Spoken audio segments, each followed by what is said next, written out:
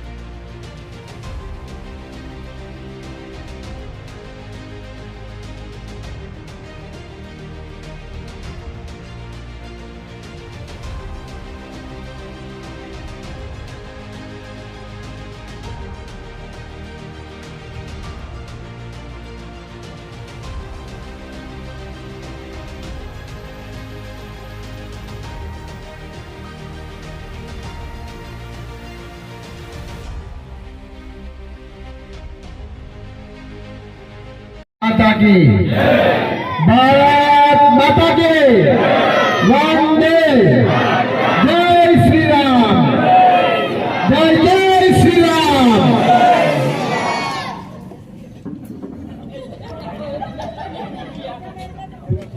बहनों, मंत्री भाई जयेशभाई, किशनभाई, तालुका पंचायतना प्रमुख श्री जमुनाबेन, અહીંના જિલ્લા પંચાયતના સભ્ય શ્રી રેખાબેન, જિલ્લા સંગઠનના ત્યારે મોટા ગામ સ્વર્ગસ્થ બાળકાકા હતા એ પહેલાથી પણ આ કામ ભારતીય જનતા પાર્ટીને વરેલું કામ છે અને આખા તાલુકાને જિલ્લાને હોય છે અને એના માટે જ મારે વાત કરવી છે। કેન્દ્રના બે ચાર મુદ્દાઓની ખાલી આપ સૌને સમક્ષ મારે આ 10 વર્ષમાં જે થયા છે એની વાત આપ સૌ જાણો છો, પણ ફરી દોહરાવવા માંગુ છું।